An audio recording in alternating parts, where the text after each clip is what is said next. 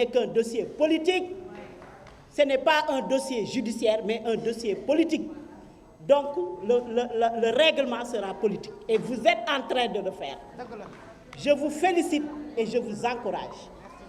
Je voudrais saluer les éminents et imminentes leaders qui sont là, qui ont pris leur courage à deux mains pour combattre ce nouveau régime Diomaye Sonko avec leur fameux projet qui a fini de démontrer son échec dans tous les secteurs.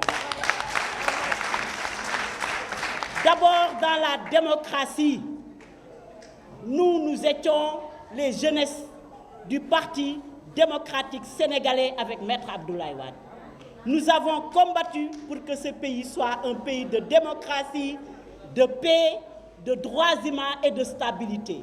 Ce qui nous vaut d'ailleurs notre réputation sur le plan international de pays de paix, de pays de démocratie et de pays de teranga. Il y a eu successivement deux alternances dans la paix et la teranga et dans le respect et dans la mobilisation des citoyens. Et ces deux alternances se sont bien passées. Nous ont valu d'ailleurs de grandes réalisations sur le plan économique et social. Nous voilà maintenant au chapitre d'un nouveau système. Nous sommes là avec le système de Wade. D'autres, il y avait le système de Abdou Diouf. Mais l'effaceur national, depuis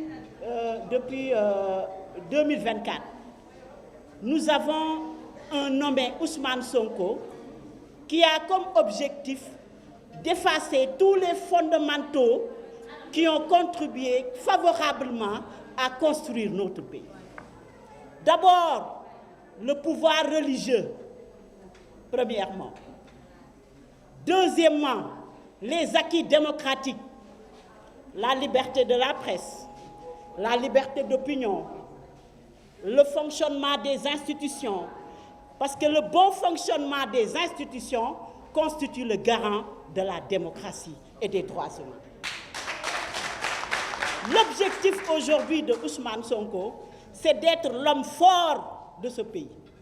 La raison pour laquelle il a élaboré une stratégie mûrement réfléchie qu'il est en train d'exécuter. Premier acte, d'abord, il faut effacer toutes les personnes ou les organes de presse ou les leaders qui sont contre le projet. Et il n'y a pas de projet. Hein. Le projet, c'est comment faire pour que Ousmane Sonko soit président. Le projet, il n'y a pas de route, il n'y a pas d'autoroute, il n'y a pas de développement pour les femmes, il n'y a pas de santé, il n'y a pas d'économie, il n'y a rien.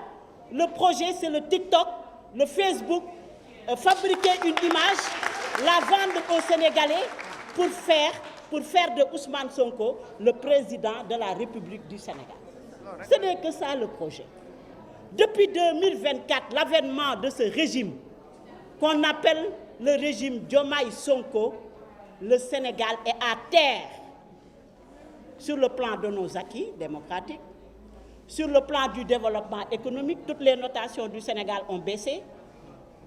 Sur le plan même social, toutes les bourses familiales qui régulaient le social, ils ont enlevé tout. Même sur le plan même des institutions de la République, puisque lui-même il est sorti s'attaquer au président de la République, ce que je n'ai jamais vu dans l'histoire institutionnelle du Sénégal. Un président de la République qui remet en cause l'autorité de Diomaye, du président de la République. Cela veut dire quoi en termes simples? Cela veut dire que le duo Diomaye-Sonko, Diomaye n'est plus Sonko, Sonko n'est plus Diomaye, donc il n'y a plus de projet. Puisque le projet, c'était le duo. Bon, maintenant, on en vient maintenant à la stratégie de museler. Il veut détruire TFM, il veut détruire Sen TV, il veut construire de nouveaux organes de presse pour y mettre des journalistes qui lui sont favorables. Vous êtes avec Sonko, tout est OK. Vous n'êtes pas avec Sonko, votre maison, c'est la prison de Rebeuss ou la prison de Sébikotane. Mais ça doit cesser. Donc, il est dans sa stratégie, donc, C'est pourquoi il a pris Badara Gadiaga en otage, parce que Badara Gadiaga était écouté par l'opinion. Il prenait son temps pour éclairer l'opinion sur la plus grande manœuvre, la plus grande déception des Sénégalais par rapport à ce projet.